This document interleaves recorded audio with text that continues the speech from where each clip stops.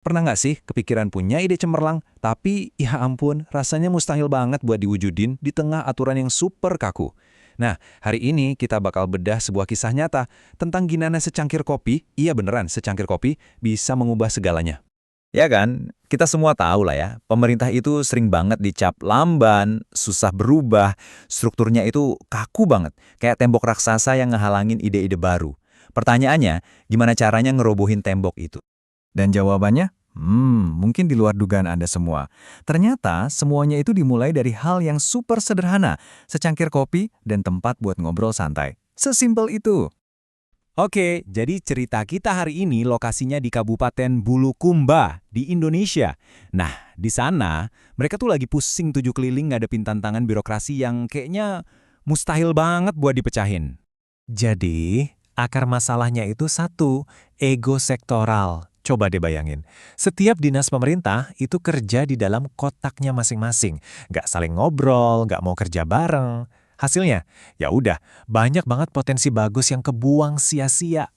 Nah, coba bayangin lagi nih, kamu punya ide brilian buat masyarakat, tapi idenya itu cuma mental, kayak nabrak tembok.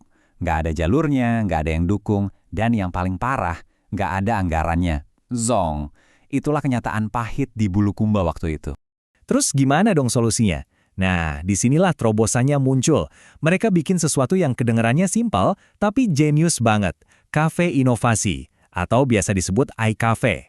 Jadi gini, sebelum ada iCafe, ide-ide bagus itu ibaratnya tercecer di mana-mana, terus hilang gitu aja. Nah, dengan iCafe, mereka bikin semacam corong.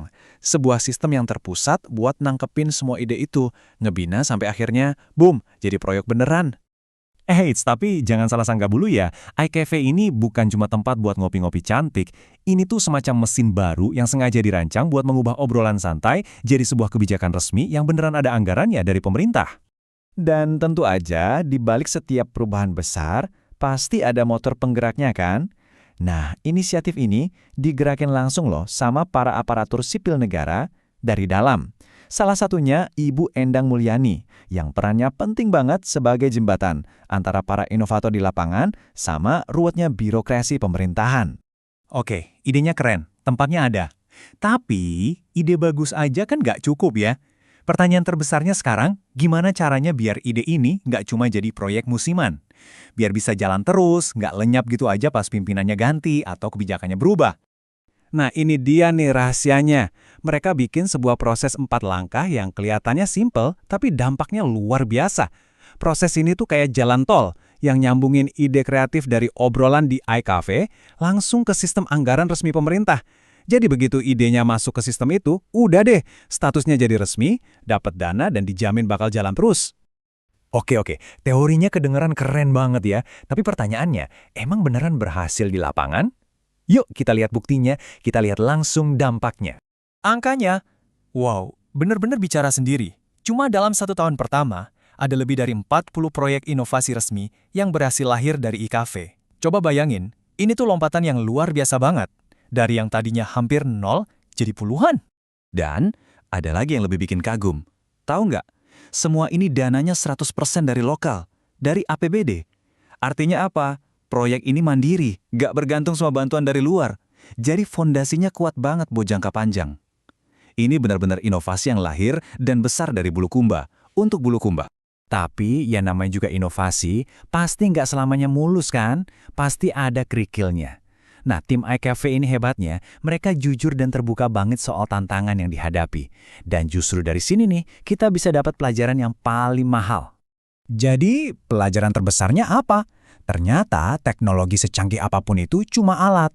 Pada akhirnya yang benar-benar bikin perubahan itu ya manusia. Ngobrol langsung, bimbingan tatap muka, sentuhan personal, itulah kunci sebenarnya buat ngajak semua orang mau bergerak bareng. Nah, dari semua cerita ini, apa dong yang bisa kita semua petik pelajarannya?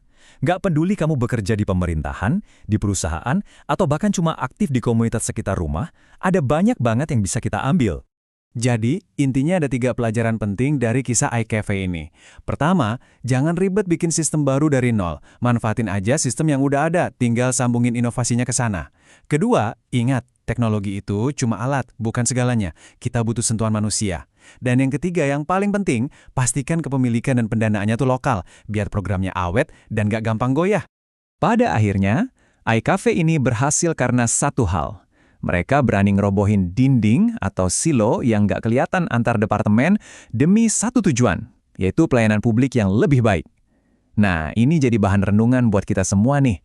Di lingkungan kerja atau komunitas kita masing-masing, kira-kira dinding apa sih yang sebenarnya perlu kita robohin bareng-bareng buat bikin perubahan?